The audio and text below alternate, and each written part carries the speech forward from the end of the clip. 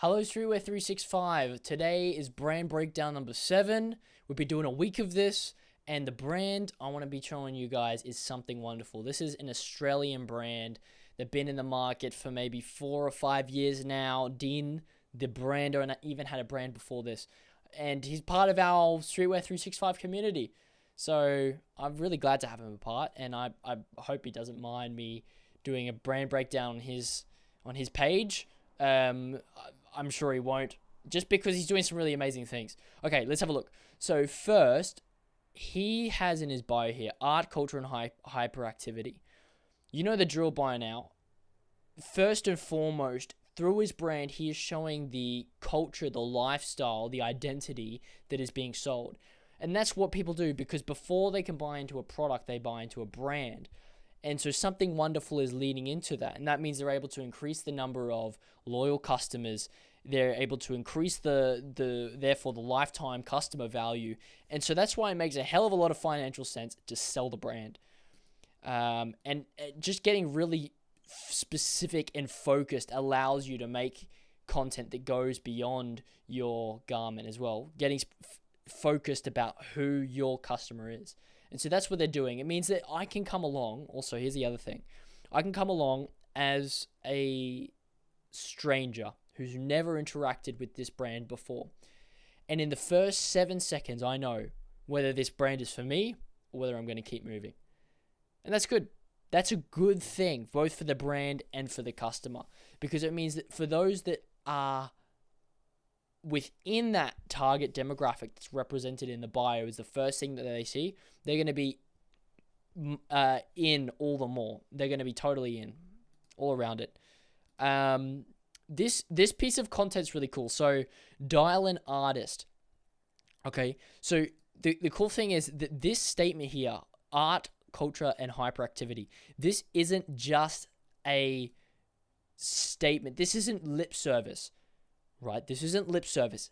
Because if it were just to be about the product and that's all that's on the page, that's lip service. However, it's not, because, as we can see, there is a piece of content that's about that.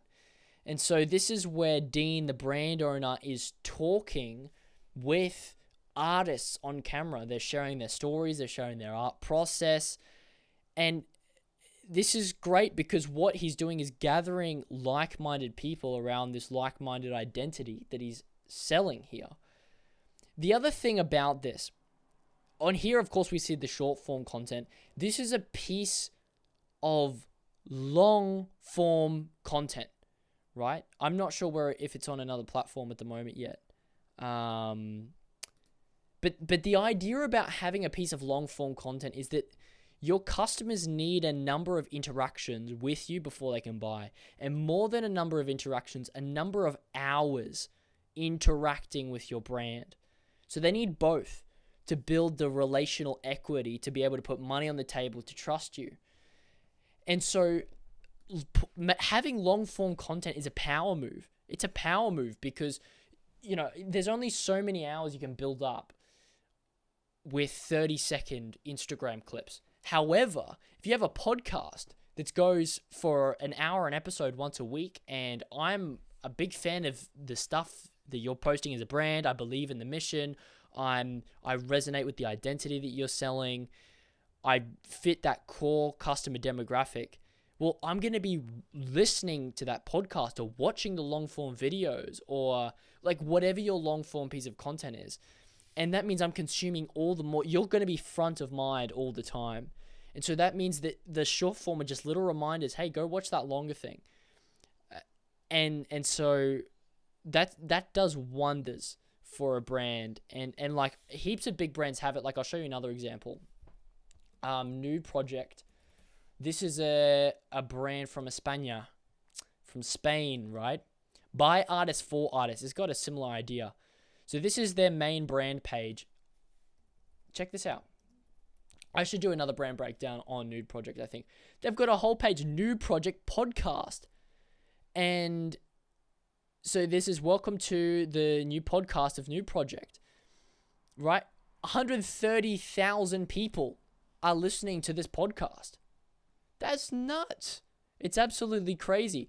And even on their website, they tell you a little bit about the podcast. It's all to do with their brand message. Anyway, I'm getting into another brand. The point is, there's lots of big brands that are doing podcasts. I know there's the maybe Dior podcast, Dior Talks. There you go. I know Nike. I think Nike has one as well. Right? I bet you never heard of this. But hell, there you go, Trained. Right? It's all about their core lifestyle that they're selling. They're having conversations about it. So there you go. That's the power of doing long form content like this. Anyway, I'll leave that there today. That is something wonderful, a fantastic brand. Take some notes for what they're doing with the Dial and artists, and figure out a way that you can make some long form content, build that relational equity with your customers a lot quicker. By the way, if you have a brand that you know that you'd like me to do a brand breakdown on, or you would like me to break down your brand, leave a comment on this video. I'm always looking for brands I can do this with. I have my list, but other than that, I'm just going through suggestions from the community. So if that's you, leave a comment, leave your Instagram handle, and I'm excited to review your brand. And I'll see you tomorrow for another brand breakdown.